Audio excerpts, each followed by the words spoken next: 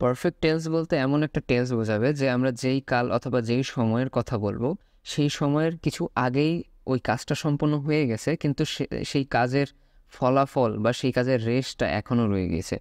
যেমন আমরা যদি প্রেজেন্ট পারফেক্ট টেন্সের কথা বলি, তাহলে আমাদের প্রেজেন্ট পারফেক্ট টেন্সটা কাকে বলবে?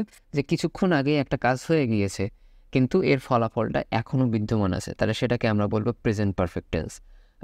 ঠিক যেমন আমি ভাত খেয়েছি, আমি কিছুক্ষণ আগে ভাতটা খেয়েছি কিন্তু আমার পেটের মধ্যে এখনও ভাত আছে, তাহলে সেটাকে আমরা বলবো প্রেজেন্ট পারফেক্ট টেন্স। এখন পাস্ট পারফেক্ট টেন্স কাকে বলবো আমরা? যে অতীতকালে, অতীতের যেই সময়ের আমি কথাটা বলতেছিলাম সেই সময়ের আগেই কাজটা আমার হয়ে গিয়েছে, কিন্তু অতীতে যখনকার কথা বলতেছি আমি তখনও আমার সেই ফলাফলটা ছিল বা ওই কাজের রেশটা ছিল। যেমন আমি ভাত খেয়েছিলাম, মানে আমি যেই সময়ের কথা বলতেছি তার আগেই আমি ভাত খেয়েছি, কিন্তু তখনও আমার পেটের মধ্যে ভাতটা ছিল। আবার ফিউচার টেন্সের কথা যদি বলি, তাহলে ফিউচারের বা ভবিষ্যতের যখনকার কথা আমি বলবো তখনকার থেকে আমার আগেই আমার কাজটা সম্পূর্ণ হয়ে যাবে, কিন্তু তখন আমার ফলাফলটা থাকবে। যেমন উদাহরণ হিসাবে আমি যদি বলতে চাই যে আমি ভাত খেয়ে ফেলবো, এই টাইপের। আচ্ছা, প্রথমে আমরা একটু প্রেজেন্ট পারফেক্ট টেন্সের দিকে দেখি। আচ্ছা, প্রেজেন্ট পারফেক্ট টেন্সের উদাহরণটা আমরা যদি মনে রাখতে পারি, বাদ বাকি দুটো কিন্তু আমাদের হয়ে যাবে। তবে আমরা অবশ্যই মনে রাখবো যে পারফেক্ট টেন্স মানেই হ্যাভ, পারফেক্ট টেন্স মানে হ্যাভ। তাহলে এখানে অক্সিলারি ভার্ব হিসাবে হ্যাভ কাজ করবে। আচ্ছা, উদাহরণ যদি আমরা দেখি, আই হ্যাভ ডান ইট, আমি কাজটা করেছি। আই হ্যাভ ডান ইট, তাহলে এইখানে আই হচ্ছে সাবজেক্ট, হ্যাভ হচ্ছে অক্সিলারি ভার্ব, ডানটা হচ্ছে আমাদের ভার্বের পাস্ট পার্টিসিপল ফর্ম এবং ইট হচ্ছে আমাদের অবজেক্ট। তাহলে আমাদের আমরা যদি একটু স্ট্রাকচারটা দেখি, স্ট্রাকচার কীরকম হবে, তাহলে সাবজেক্ট, আই হচ্ছে সাবজেক্ট, তাহলে হ্যাভ অথবা হ্যাজ বসবে, প্লাস ভার্বের পাস্ট পার্টিসিপল ফর্ম V3, মানে এখানে আমরা ভার্বের পাস্ট পার্টিসিপল ফর্ম বসবো, এবং ইট হচ্ছে আমাদের অবজেক্ট। তো এখানে অক্সিলারি ভার্ব হিসাবে হ্যাভ অথবা হ্যাজ কাজ করবে প্রেজেন্ট পারফেক্ট টেন্সের ক্ষেত্রে, অর্থাৎ থার্ড পার্সনের ক্ষেত্রে আমরা হ্যাজ বসাবো এবং বাদবাকি ক্ষেত্রে হ্যাভ বসাবো। সরি, শুধুমাত্র থার্ড পার্সন না, থার্ড পার্সন সিঙ্গুলার নাম্বারের ক্ষেত্রে আমরা হ্যাজ বসাবো এবং বাদবাকি ক্ষেত্রে আমরা হ্যাভ বসাবো। তো আমরা প্রেজেন্ট পারফেক্ট টেন্স দেখলাম। এরপরে যে বাদবাকি যে দুটো টেন্স রয়েছে আমাদের, পাস্ট পারফেক্ট টেন্স এবং ফিউচার পারফেক্ট টেন্স, সবগুলোর ক্ষেত্রে সব ঠিক থাকবে, শুধুমাত্র আমাদের অক্সিলারি ভার্ব চেঞ্জ হয়ে যাবে। যেমন আমরা প্রথমে যদি একটু পাস্ট পারফেক্ট টেন্সের স্ট্রাকচারটা দেখি, এখানে আমাদের প্রেজেন্ট পারফেক্ট টেন্সের অক্সিলারি ভার্ব হিসেবে ছিল হচ্ছে হ্যাভ অথবা হ্যাজ। জাস্ট এই হ্যাভ অথবা হ্যাজের পাস্ট ফর্ম আমরা জাস্ট অ্যাড করে দিব পাস্ট পারফেক্ট টেন্সে, অর্থাৎ হ্যাভ অথবা হ্যাজের পাস্ট ফর্ম হচ্ছে হ্যাড। তাহলে আমাদের স্ট্রাকচারটা কি দাঁড়ায়? সাবজেক্ট প্লাস হ্যাড প্লাস ভার্বের past participle form plus object. উদাহরণ দেখে নিই, আই সাবজেক্ট ছিল আই, আমাদের এখানে আই হ্যাভ ডান ইট ছিল প্রেজেন্ট পারফেক্ট টেন্সে, এটাই ট্রান্সফর্ম করে আমাদের হবে কি, জাস্ট হ্যাভের পাস্ট ফর্ম আমাদের হয়ে যাবে হ্যাড, অক্সিলারি ভার্বের past form I had done it, বাদ বাকি সব ঠিক থাকবে। এখন আমরা যদি ফিউচার পারফেক্ট টেন্সের দিকে দেখি, শুধুমাত্র স্ট্রাকচারটা যদি দেখি, আমাদের যে প্রেজেন্ট পারফেক্ট টেন্স ছিল, প্রেজেন্ট পারফেক্ট টেন্সের আমাদের অক্সিলারি ভার্ব হিসাবে ছিল হচ্ছে হ্যাভ অথবা হ্যাজ। তো আমাদের এইখানে অক্সিলারি ভার্ব হিসাবে হ্যাভ আসবে শুধুমাত্র, ফিউচার পারফেক্ট টেন্সে হ্যাভ আসবে শুধুমাত্র অক্সিলারি ভার্ব হিসাবে।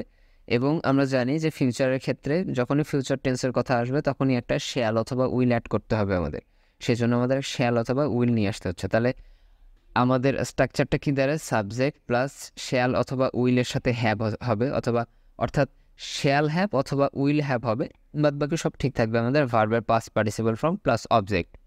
উদাহরণ দেখে নিই, উদাহরণ দেখলে একদম ক্লিয়ার হয়ে যাবে যে আমাদের এইখানে কি ছিল, আই হ্যাভ, প্রেজেন্ট পারফেক্ট টেন্সে আমাদের ছিল আই হ্যাভ ডান ইট, সেটাই আমরা যদি ট্রান্সফর্ম করি তাহলে জাস্ট এই হ্যাভের সামনে আমাদের একটা শ্যাল অথবা উইল নিয়ে আসতে হবে।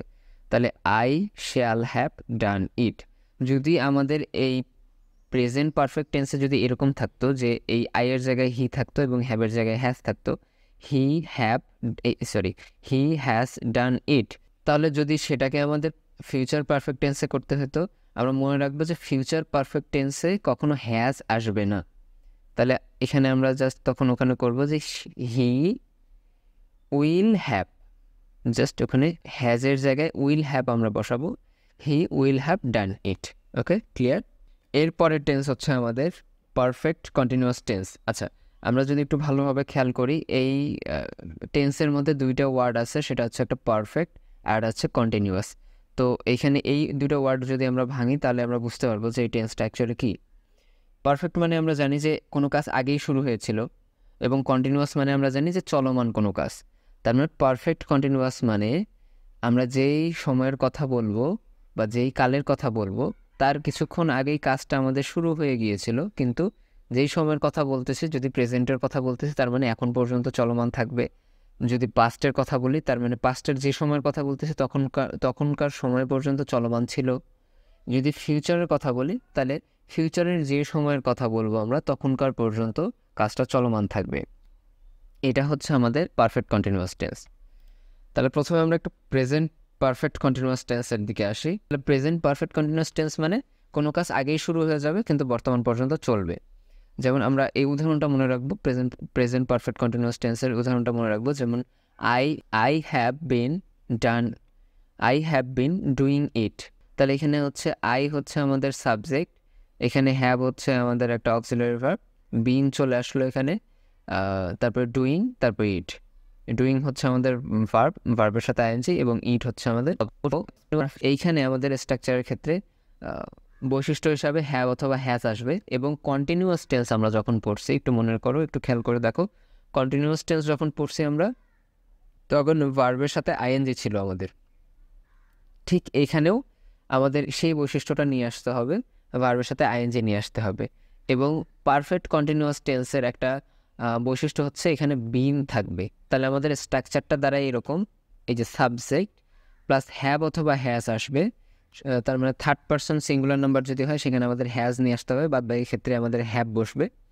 এই হ্যাভ অথবা হ্যাজের সাথে আমাদের একটা বিন আসবে, প্লাস ভার্বের সাথে আইএনজি প্লাস অবজেক্ট। তাহলে আমাদের স্ট্রাকচারটা কি দাঁড়াচ্ছে? সাবজেক্ট প্লাস হ্যাভ অথবা হ্যাজ এর সাথে বিন প্লাস ভার্বের সাথে আইএনজি প্লাস অবজেক্ট। আমরা যদি উদাহরণটা মনে রাখি তাহলে কিন্তু আমাদের স্ট্রাকচারটা অটোমেটিক বের হয়ে যাচ্ছে।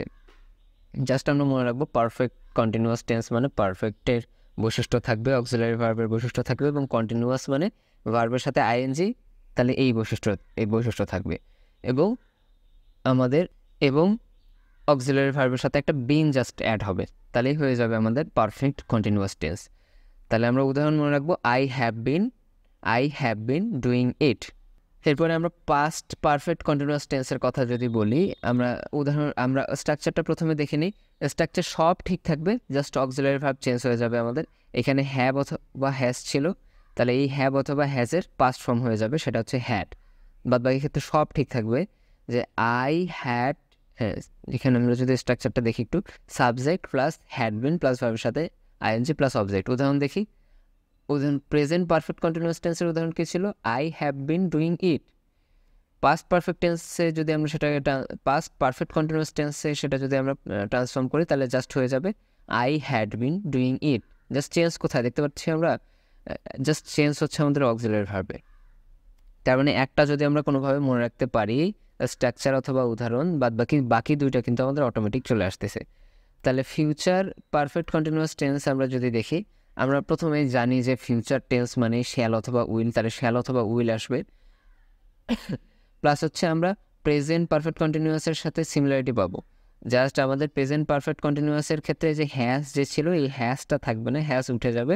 বাদ বাকি ক্ষেত্রে আমরা ফিউচারের টেন্সের বৈশিষ্ট্য হিসাবে আমরা জানি শ্যাল অথবা উইল আসে, শ্যাল অথবা উইল নিয়ে আসবো। হ্যাভ শুধুমাত্র অক্সিলারি ভার্বে হ্যাভকে নিয়ে আসবো, এবং জানি যে পারফেক্ট কন্টিনিউয়াস টেন্স মানেই বিন। মনে রাখবো যে পারফেক্ট কন্টিনিউয়াস টেন্স মানেই বিন। তাহলে আমরা এখানে একটা পারফেক্ট কন্টিনিউয়াস টেন্স হিসাবে বিন নিয়ে আসলাম, প্লাস বাদ বাকি সব ঠিক থাকলো, ভার্বের সাথে আইএনজি প্লাস অবজেক্ট। তাহলে ফিউচার পারফেক্ট কন্টিনিউয়াস টেন্সের আমাদের স্ট্রাকচারটা কি দাঁড়াচ্ছে? সাবজেক্ট প্লাস শ্যাল অথবা উইলের সাথে হ্যাভ বিন প্লাস ভার্বের সাথে আইএনজি প্লাস অবজেক্ট। আমরা উদাহরণ দেখি তাহলে একদম ক্লিয়ার হয়ে যাবে। যেমন প্রেজেন্ট পারফেক্ট কন্টিনিউয়াস টেন্সের উদাহরণটা একটু দেখো, যে আই হ্যাভ বিন ডুইং ইট ছিল এটাকে যদি আমরা ট্রান্সফর্ম করি ফিউচার পারফেক্ট কন্টিনিউয়াসে, তাহলে আই হ্যাভের সামনে শুধুমাত্র একটা শ্যাল আনবো আমরা, I shall have been doing ইট। তো এটাই ছিল আমাদের টোটাল 12টা টেন্সের গঠন। আমরা 12টা টেন্সের গঠন শুধুমাত্র একটা সেন্টেন্সকে ট্রান্সফর্ম করেই আমরা করতে পারি, বা স্ট্রাকচার আমরা বের করে নিতে পারবো। তবে আমরা মনে রাখবো যে আমরা উদাহরণ যদি মনে রাখতে পারি বা এক্সাম্পল যদি মনে রাখতে পারি, তাহলে আমাদের এই স্ট্রাকচারগুলো আইডেন্টিফাই করা বা স্ট্রাকচারগুলো ফাইন্ড আউট করা খুবই সহজ। যেমন আমরা একদম শুরুতেই আমরা ছিলাম প্রেজেন্ট ইনডিফিনিট টেন্সের যদি আমরা উদাহরণ মনে রাখতে পারি, প্রথমটা আই ডু ইট, তাহলে জাস্ট এইগুলো চেঞ্জ হবে। আই ডু এর পাস্ট ফর্ম হয়ে যাবে আমাদের ডিড। আর ফিউচারের ক্ষেত্রে আমাদের একটা শ্যাল চলে আসবে, আই শ্যাল ডু ইট। এভাবে আমরা যদি উদাহরণ মনে রাখতে পারি তাহলে কিন্তু আমাদের বাদ বাকি টেন্সগুলো ফাইন্ড আউট করা খুবই সহজ হয়। তো এটাই ছিল আজকে টোটাল 12টা টেন্স নিয়ে সম্পূর্ণ আলোচনা। If you like the video then share the lesson. Thank you very much.